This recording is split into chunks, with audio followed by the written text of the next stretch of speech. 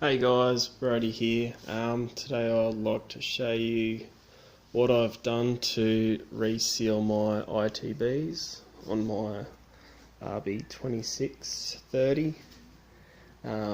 Recently I had my ITBs stick open, which was a bit scary.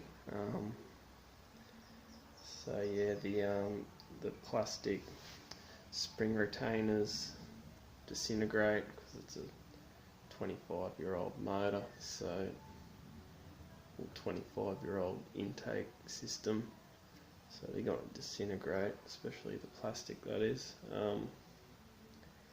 So yeah, I had my throttle sticking open because of that.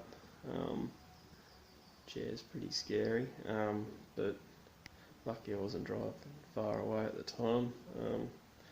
So I've had it all apart and cleaned my whole intake system, which including my throttle bodies. I gave them quite a good clean, to the extent where I even put them in the dishwasher. Now, apparently they got a clear grease or throttle body sealer, which I didn't know of at the time, and this actually seals the air gap between the butterflies. If the butterflies, I'm sure someone will correct me if I'm wrong, but if they were made to fit perfect and they snap back, they could jam shut. So they need that little bit of clearance there to so they open and close freely. So yeah, this is all back together and working beautifully, because after I cleaned them, it was revving at 2000 RPM, which was quite high and was hunting and whatnot. I knew the AAC valve control unit was fine.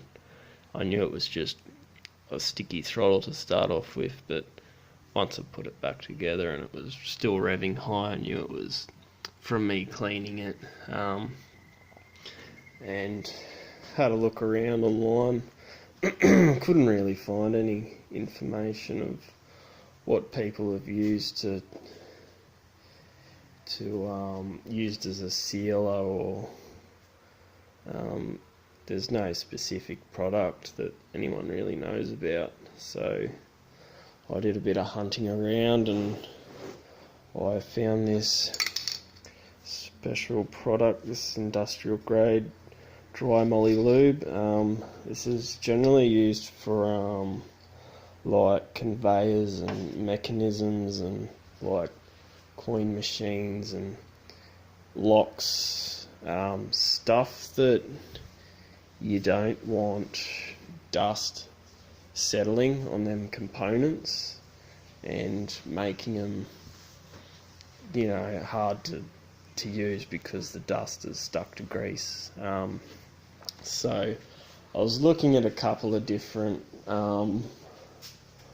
products out there. I found one in super cheap that was a WD-40. That was a Teflon based spray.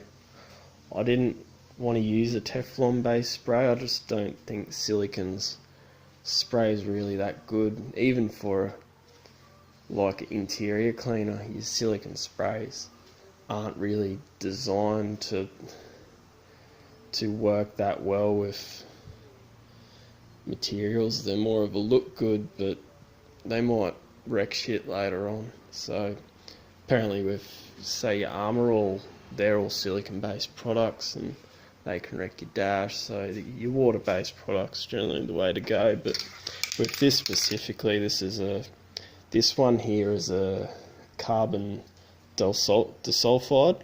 Where is it? I got it on the bottle. I was initially looking for a tungsten disulfide, but they're only in the States. But this has worked how I wanted it to work. Now, it is a bit darker. It was this colour. It's kind of see-through, but because I applied so many coats, it created a bit of a gunmetal tinge, which is fine. I don't mind. It kind of looks a bit cooler and makes it look brand new. But yeah, basically, when you're spraying the throttle bodies, just have them clean. You might have to put a few coats on it. Just open and close. I had a hairdryer, just spray it, open and close the throttle bodies, and then follow through with the hairdryer until you've got a consistent coat and where you can't see the light when they're fully closed. So just make sure you've blocked up all them air gaps, pushed it around with the hairdryer if you need to. It sets in like 3 seconds with a hairdryer, and you can push it around where you want it so it doesn't puddle up. But yeah, good stuff. It saved me having to buy new throttle bodies, and I couldn't find for the life of me where to get these retainers. I've had to remake all these new retainers. Get the hand out of the bloody way, you'll be able to see, won't you? So yeah, all these plastic outer retainers, remade all of them on all the springs, and it's smooth as, like it's like butter now. This stuff is gold. Like it's really good for putting on your threads when you can get your nuts done up all the way, finger tight, and it doesn't bind or anything. So it's like when you get ARP head studs, and they got that, they just feel really nice when you thread them up. So yeah, it's not cheap. It's about $30 for a can of that, but you know, you can use it on your, I have full adjustable rear end, and as you might know, it's pretty bloody noisy on the street, like with creaking and whatnot. So it's quite a good product to use for all your ball joints and pivot points for your adjustable suspension.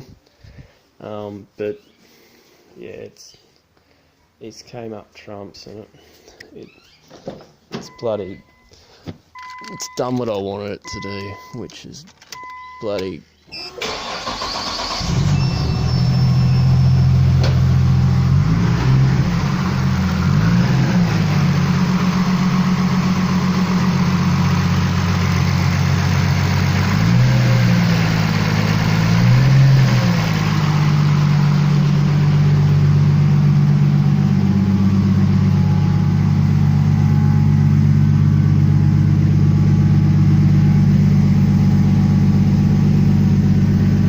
idle, sitting around just above about 1,000 when cold. So I don't know what it's at now. It's probably got a bit of warmth into her. Yeah, it's at 1,000. That's alright. With my tuner turned up the idle a little bit, so I know that's where it's supposed to sit.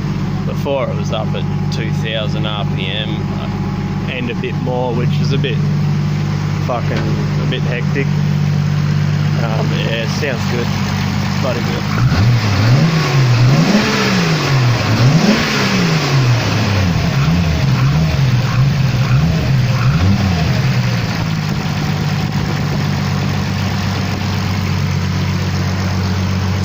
So yeah, if you're looking at your ITBs and you don't know what to do, I highly suggest you get dry moly lube. Sort you out. Thanks for watching. Catches.